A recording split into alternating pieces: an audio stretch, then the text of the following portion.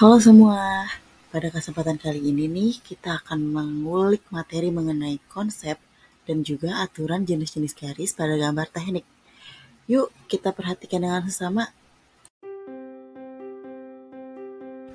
Seperti yang sudah kita ketahui bersama, di mana jenis-jenis garis yang digunakan dalam menggambar teknik ini ditentukan dari gabungan bentuk serta tebal garisnya, di mana setiap garisnya itu nanti digunakan sesuai dengan peraturan khusus yang ada.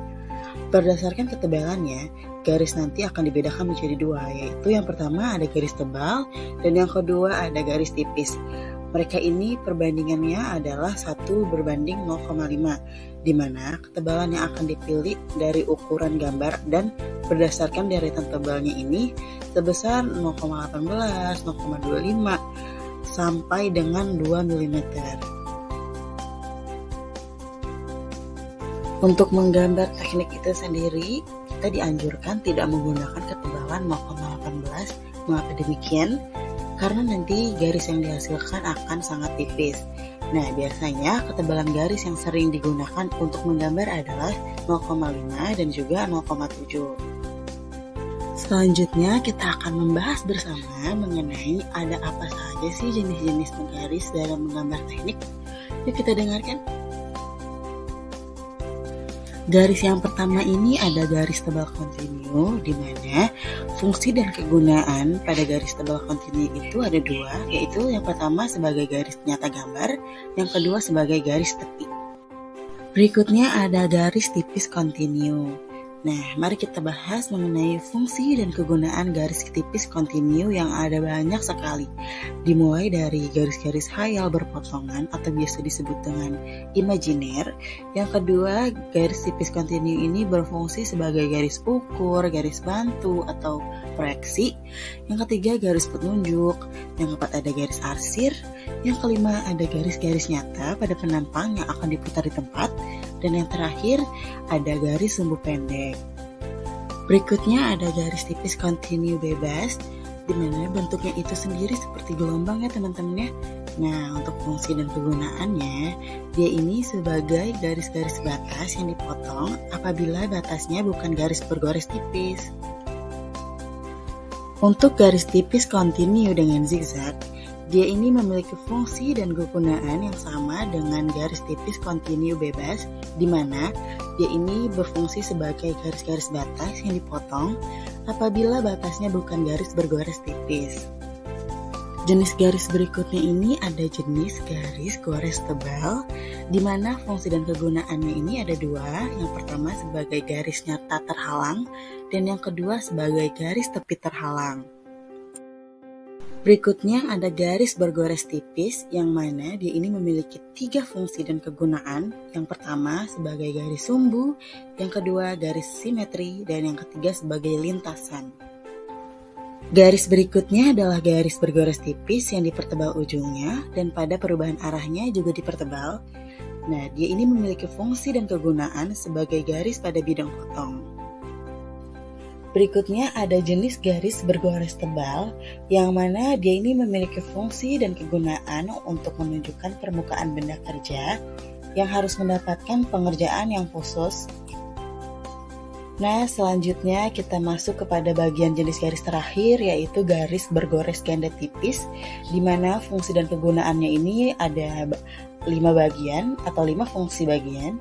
Yang pertama sebagai bagian yang berdampingan, yang kedua sebagai batas kedudukan benda yang bergerak, yang ketiga sebagai garis sistem, yang keempat bentuk semula sebelum dibentuknya itu seperti ini, dan yang terakhir sebagai bagian benda yang berada di depan bagian potong. Setelah kita mengetahui jenis-jenis garis pada gambar teknik yang telah kita pelajari sebelumnya, kita akan masuk kepada aturan yang mana fungsi dari jenis-jenis garis yang telah dijelaskan di atas itu umumnya biasa disebut dengan kode huruf abjad, yaitu mulai dari A1 sampai dengan ke I1.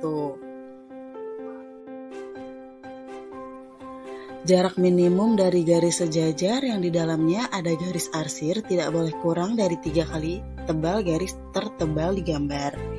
Sebaliknya, jarak dari antara garis setidaknya minimal 0,7 mm. Nah, untuk garis yang sejajar yang berpotongan, sebaiknya buat jaraknya ini minimal adalah 4 kali tebal garis.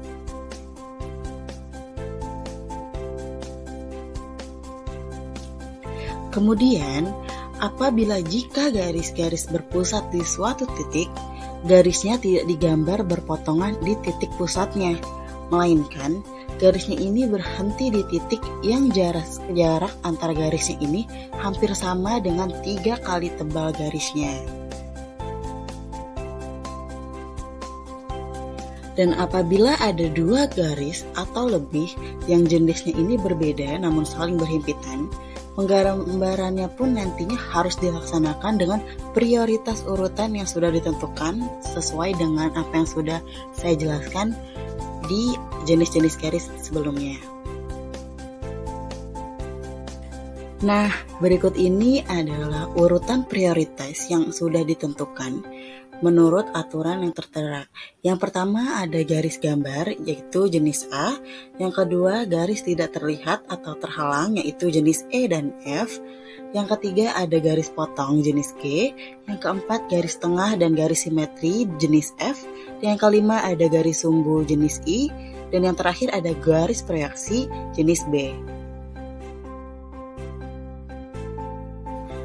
Untuk itu, garis bertitik yang berpotongan dan garis gores harus diperlihatkan dengan tepat, di mana titik pertemuan dan perpotongannya ini harus jelas, tepat, sehingga untuk menjelaskan garis gores dan garis sumbu, dia ini harus sesuai dengan peraturan-peraturan sebagai berikut.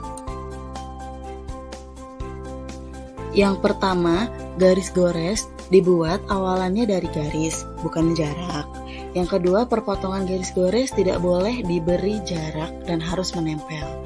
Yang ketiga, 3 buah garis gores yang bertemu harus dibuat menempel. Yang keempat, yaitu garis gores lengkung dibuat awalannya dari garis dan bukan jarak. Dan yang terakhir atau yang kelima, garis lengkung kecil dibuat menyambung atau tidak dibuat garis gores. Seperti itu.